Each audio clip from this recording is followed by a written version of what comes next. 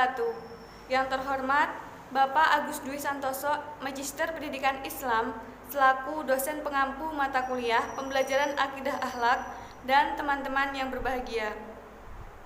Perkenalkan, kami dari kelompok 8 yang beranggotakan saya sendiri, Sri Lestari, kemudian Muhammad Fahru Rizal, kemudian Husnul Wulandari, dan Dewi Alvin Fitriani.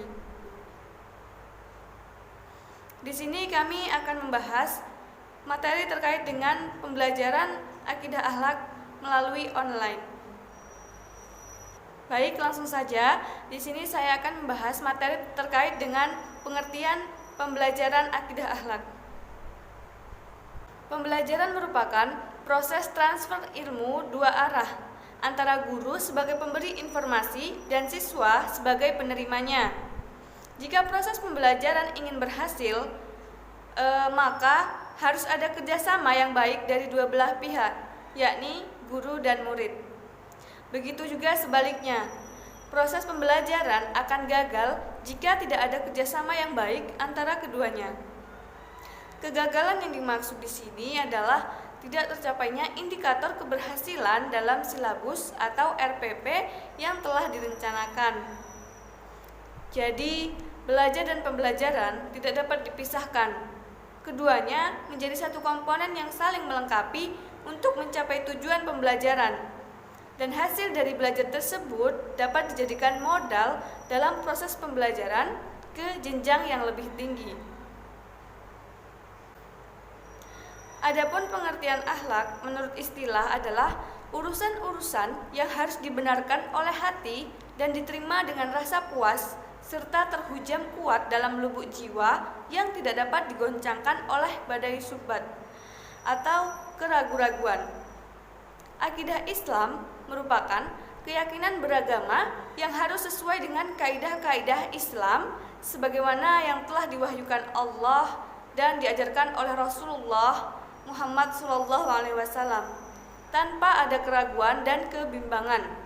Bagi individu yang beriman dengan kokoh, maka akan mendapatkan ketenangan dan ketentraman jiwa, dan amal merupakan buah atau bukti dari keislaman seseorang. Jadi, pembelajaran akidah akhlak merupakan pembelajaran penting dalam mencetak karakter siswa yang sesuai dengan nilai-nilai Islam dalam berperilaku dan berinteraksi dengan Tuhan, sesama, dan alam secara vertikal dan horizontal. Dalam pembelajaran ini diharapkan generasi bisa mencapai tujuan pembelajaran sesuai dengan yang telah direncanakan. Peran guru dalam hal ini sangat penting, namun juga perlu adanya kerjasama dengan siswa untuk sama-sama belajar dan sadar diri membangun pengetahuan dalam menciptakan karakter iman yang kokoh dan akhlak yang baik. Sekian presentasi dari saya. Materi selanjutnya akan disampaikan oleh teman saya. Saya Dewi Alvin Fitriani, NIM 9321029919. Di sini saya akan menerangkan tentang karakteristik pembelajaran akidah akhlak. Karakteristik mata pelajaran akidah akhlak dimaksudkan adalah ciri-ciri khas dari mata pelajaran tersebut jika dibandingkan dengan mata pelajaran lainnya dalam lingkup pendidikan agama Islam. Dari uraian di atas tadi yang saya jelaskan tadi, dapat dipahami bahwa secara umum karakteristik mata pelajaran akidah akhlak lebih menekankan pada pengetahuan, pemahaman, dan penghayatan siswa terhadap keyakinan atau kepercayaan, serta perwujudan keyakinan dalam bentuk sikap hidup siswa, baik perkataan maupun amal perbuatan. Dapat dipahami juga bahwa karakteristik pembelajaran akidah akhlak di Madrasah Tsanawiyah menekankan pada aspek-aspek berikut. Yang pertama yaitu pembentukan keyakinan atau keimanan yang benar dan kokoh pada siswa terhadap Allah, malaikat-malaikatnya, kitab-kitabnya, hari akhir, qada dan qadar, yang kemudian diwujudkan dalam bentuk sikap dan perbuatan dalam kehidupan sehari-hari. Yang kedua yaitu Proses pembentukan tersebut dilakukan melalui 3 tahapan. Yang pertama, pengetahuan dan pemahaman siswa terhadap akidah yang benar.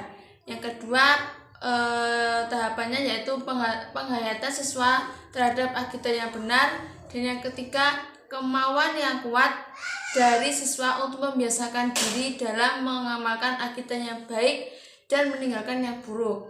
Yang ketiga yaitu pembentukan akidah akhlak pada siswa tersebut berfungsi sebagai upaya peningkatan pengetahuan siswa tentang akidah akhlak. Baik, di sini saya akan melanjutkan penjelasan dari Mbak Dewi Alvin. Sebelum saya menjelaskan materi, saya akan memperkenalkan diri terlebih dahulu. Nama saya Kusnul Wulandari, NIM 9321039919. Langsung saja, di sini saya akan menjelaskan materi tentang tujuan pembelajaran akidah akhlak.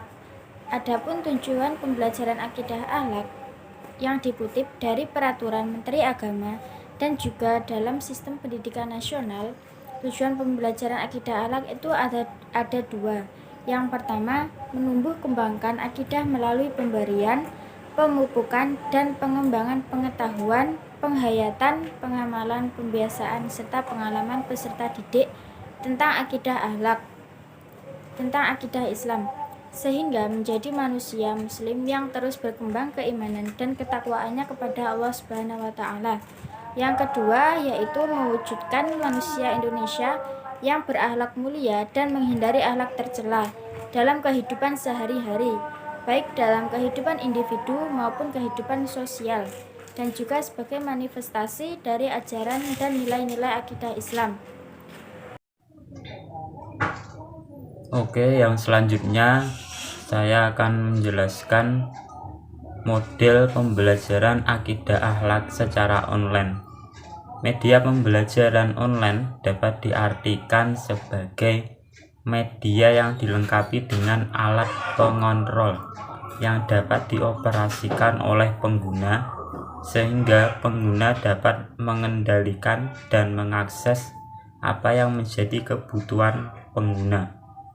Keuntungan penggunaan media pembelajaran online adalah pembelajaran bersifat mandiri dan interaktivitas yang sangat tinggi, mampu meningkatkan tingkat ingatan, memberikan lebih banyak pengalaman belajar dengan teks, audio, video, dan animasi yang semuanya digunakan untuk menyampaikan informasi dan juga memberikan kemudahan menyampaikan, mengupdate isi, mengunduh, dan bisa mengirim email kepada siswa lain. Efektivitas pembelajaran online. Dosen memberikan kuliah melalui kelas-kelas virtual yang dapat diakses dimanapun dan kapanpun.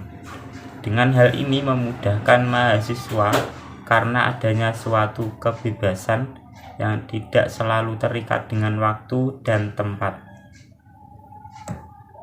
Pembelajaran jarak jauh secara online yang mampu menumbuhkan kemandirian belajar mahasiswa.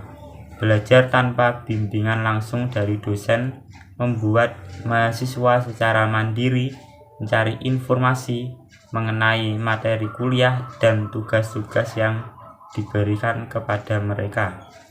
Jadi pada intinya pembelajaran online itu memudahkan kita untuk mandiri belajar, mandiri mencari informasi, dan tidak terikat dengan waktu dan tempat.